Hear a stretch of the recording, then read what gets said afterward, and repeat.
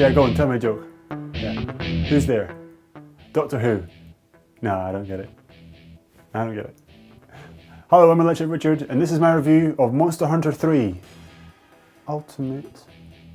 Today, I talk to you not as a gamer, but as an elitist gaming snob.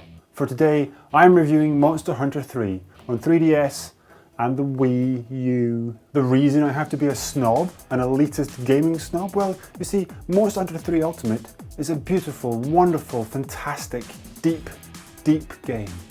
It's the kind of game we rarely see today. Intelligent, rich. Yeah, okay, it's a little complicated to start with, and it's really kind of aimed at people who have a lot of background knowledge about Monster Hunter already, but it's good. It's good. All right, sod all that elitist nonsense, rubbish. Look, I'll level with you, okay? Monster Hunter 3 is good, but it's a highly unapproachable game for what is essentially an old school gamer's hardcore game. At least from the point of view of Angry Birds and people who play that, anyway. It's clear the game is simple. You go on a hunt, you rip stuff out of the beasts and there's a land around you, you take it back, you turn it into cool weapons and cool armor, and repeat. Ad infinitum. Off you go. You play a hunter, you make one up, you have an avatar, your gender, hair color, all that usual stuff, and you build up experience points. Well, I say experience points, it is experience points, it's just not called experience points in the game, it's far more complicated than that. Yeah. I just wish it was more simple than that, I really do. You got barter systems, what else do you have? Resource points, fishing orders, all the different food combinations, all the bugs, the rocks, the nuts, the plants, the beasts, all the different things you can pull out of them and make and mix to create different types of armor and upgrades and bombs and weapons and plus this, negative that. Oh, wow, there's a lot in there. But these are all split into categories, and each category has its own menus and sub-menus and sub-sub-sub-menus. It's, oh God, it is absolutely bewildering. I tell you what, it's less Monster Hunter 3 Ultimate and more Professional Data Resources Manager 3 Ultimate. And those NPCs, those non-playable characters, man, they are annoying. I mean, they serve a function, they tell you what's going on in town, they tell you how to do the game, I suppose, but wow, they are stereotypes, yeah? Especially the women, especially that guild sweetheart. Oh, it's like putting women's lib back 20 years. It's weird. Not just women, there's the French too, and cats. Okay, not so much cats, but really, kind of yes to cats, because the cats in the game, there's a cat race in Monster Hunter. The cat race kind of served the purpose that the Chinese did in America about 150 years ago. All this means that Monster Hunter 3 really doesn't feel like the kind of much hype return of the great god of RPG Monster Hunter data collecting that everyone's really hyping it up to be. You know, I get the idea that it's great to earn heavy customization from a hard graft and then show off to everybody else, but it's buried in all these menus and options which, you know, a smarter developer might make more succinct and user-friendly. It very much smacks of a game which came first before the 3DS, before the systems that it was put onto, and thus that's where the game falls down.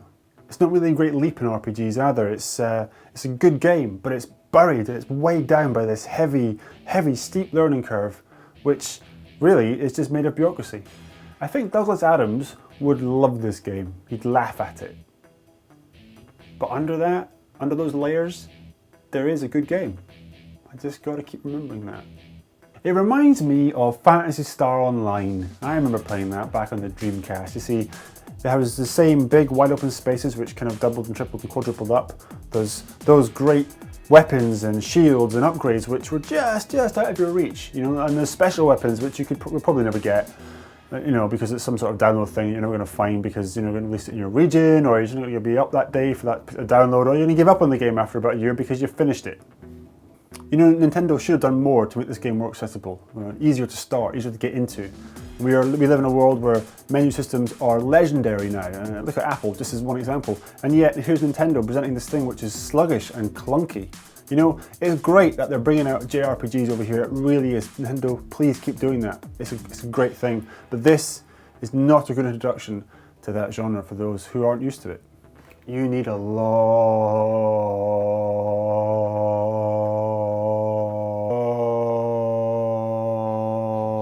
lot of patience. Anywho, I played my copy of Monster Hunter 3 Ultimate with this, the Circle Pad Pro attached. That was a good thing, chuck that over there.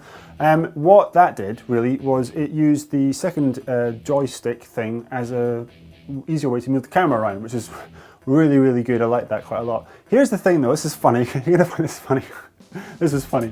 You know how the second stick on the Circle Pad Pro is analog? So it would be like, you know, a smooth transition to move these around, a slight turn to the left means a slow drift to the left of the camera. Yeah.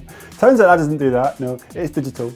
It's like the D-pad. You move it all the way to the right and it moves quickly, or you don't move it at all. That's funny, right? Now the main reason I was looking forward to playing both of these games at once, at the same time, was because of the idea of transferring the data backwards and forwards, transferring your character from one to the other. You sit at home, you play online, you play single player, multiplayer, whatever, off you go, you have fun, you build your character up, you add the EXP in its various forms. That's what these games are for, right? Well, you keep doing that, and then you think, oh, I have to go to work now, but it's a long commute. I know, I'll play it on the move. Can I do that? Yes, you can. You can transfer the information over to 3DS, and off you go, play the 3DS version. Now it does mean buying both, that might be silly, but I would say this, if you are a huge fan of this game, and I mean monumentally massive fan of this game, then I would encourage you to buy both, because it is fantastic being able to play the same character on the go, exactly the same game, every single detail is in there. It is modern gaming at its finest. I would say this though, Nintendo, you need to work on making it easier do that transfer. I mean, setting it up was an absolute ball ache, right? A real ache. It was annoying. You had to download apps on the App Store on both the Wii U, actually not to the Wii U one, that's for something else, on the 3DS, and then you have to transfer data over, and once you transfer it over.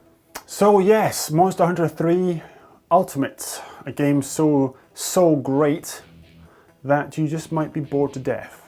Unless you're one of those gaming snobs, you know, or someone who really loves JRPGs, or you work in a tax office for fun. Thank you very much for watching. I have been an old Shelby Electric Richard. That was my review of Monster Hunter 3 Ultimate. Do you agree? Are you playing it? Are you loving it? Shall we go hunting together? Let's do that. Yeah, put your code down there on the comments, or just comment anyway, and I'll add you and we'll go hunting together. That's what we'll do. We'll go hunting. Like gamers do, I guess, these days. Please subscribe to the channel and don't forget to tweet me. And until next time, bye.